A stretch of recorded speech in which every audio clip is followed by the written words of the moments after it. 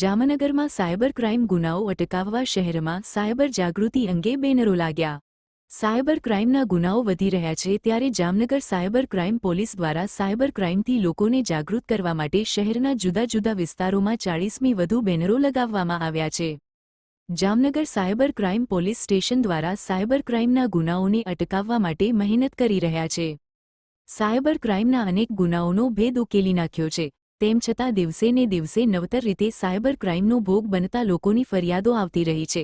ત્યારે લોકો cyber crime ફ્રોડનો ભોગ ન બને તે માટે શહેરના જીજી હોસ્પિટલ, ડીકેવી સર્કલ, શરૂ સેક્શન રોડ, વિરલ બાગ સહિતના વિસ્તારોમાં 40મી વધારે બેનરો લગાવવામાં આવ્યા છે।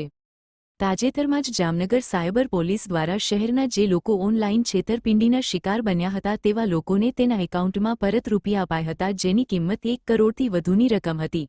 ખાસ કરીને યુવાનો આવા સાયબર ક્રાઇમના ગુનાઓનો ભોગ બનતા અટકે અને જાગૃત થાય તે હેતુથી લગાવવામાં આવી રહ્યા છે।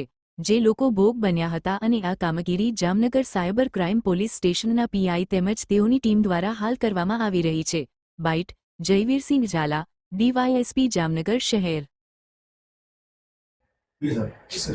Jamnagar cyber crime police station દ્વારા શહેરના અલગ અલગ વિસ્તારમાં અલગ અલગ જગ્યાએ જનભાગીદારીના સહયોગથી અલગ અલગ બેનરો જે અવેરનેસ માટેના સાયબર ક્રાઇમને લગત જેટલા પણ ક્રાઇમ્સ હોય છે, ફ્રોડ હોય છે, ફાઇનાન્શિયલ ફ્રોડ હોય છે અને સોશિયલ મીડિયાના જેટલા ફ્રોડ છે તે તમામને લગત અવેરનેસ માટેના બેનરો અને પોસ્ટરો લગાવવામાં આવેલા છે।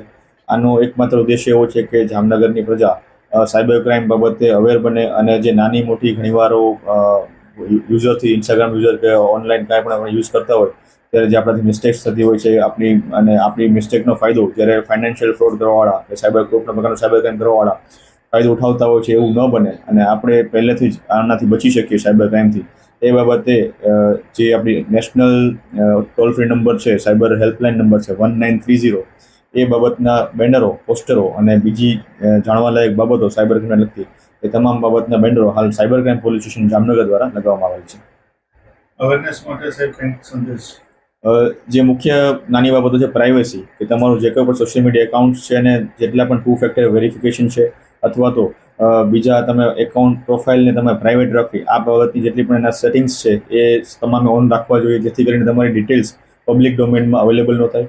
અને એ સિવાય તમે જ્યારે તમે કોઈ પણ ફાઇનાન્શિયલ એપ વાપરો છો, તમે કોઈ યુપીઆઈ વાપરો છો, ગૂગલ પે વાપરો છો કે પેટીએમ વાપરો છો, કોઈ પણ પ્રકારનું જ્યારે તમે ફાઇનાન્શિયલ એપ્સ યુઝ કરો છો એ તમામમાં પણ 2 ફેક્ટર વેરિફિકેશન, ઓથેન્ટિકેશન અથવા તમારો બાયોમેટ્રિક તમારે એમાં પાસવર્ડ રાખવો જોઈએ કે જેથી કરીને તમારો જે એનું એક્સેસ છે, કોઈ તમારો ફોન બીજાના હાથમાં આવે તો પણ એ યુઝ ના કરી શકે।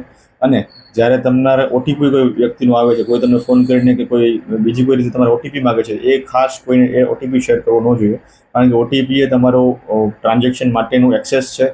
ઓટીપી આપવો મતલબ કે તમે જાતેથી એને એક્સેસ આપો છો તમારા ટ્રાન્ઝેક્શન બાબતનું, તો આ પ્રકારની કામગીરીથી તમારે દૂર રહેવું।